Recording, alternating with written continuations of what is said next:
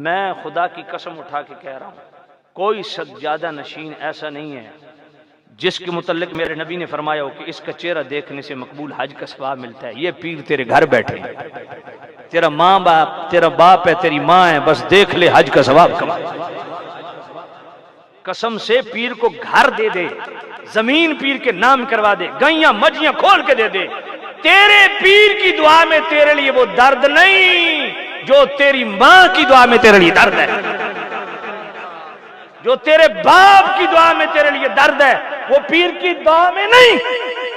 کبھی ماں کے بھی پاؤں چومے ظالم، داڑھی منڈے سجادہ نشینوں کے تم ہاتھ چومتے چاٹتے ہو، کبھی ماں کے بھی چومے، کبھی باپ کے بھی ہاتھ چومے۔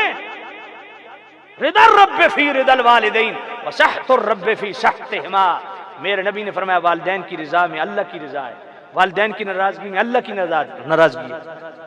ان الجنت تحت اقدام الامہات، میرے نبی نے فرمایا ماؤں کے قدموں کے نیچے جنت ہے۔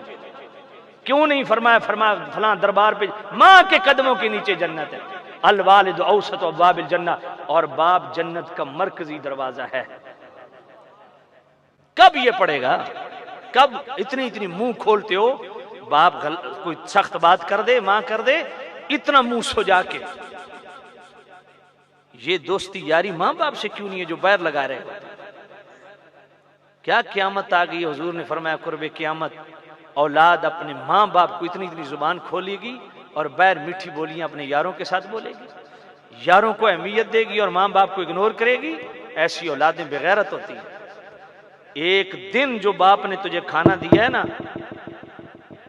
محنت اپنی پوری زندگی کمائی پائی تجھ سے پہ لگا دی ہے، کبھی ذرا کیلکولیٹر لے کے حساب کر کہ میری زندگی کے اتنے دن گزر گئے، اتنے سال گزر گئے، روزانہ میں 3 ٹائم کھاتا تھا، ذرا میں گنوں اپنے باپ کا کتنا رزق کھا چکا ہوں۔ سمجھ نہیں آئی؟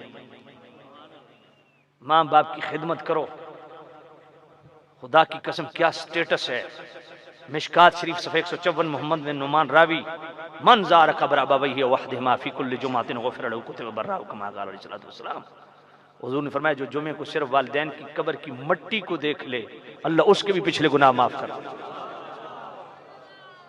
اللہ اس کو ابرار میں لکھ دیتا ہے۔ کفر عنا سیئاتنا وتوفنا مع الابرار، ابرار تے ولیوں کے ولیوں کو کہتے ہیں۔ جو ماں باپ کی صرف قبر کی مٹی کو دیکھ لے، اللہ اس کے شمار ولیوں میں کرتا ہے۔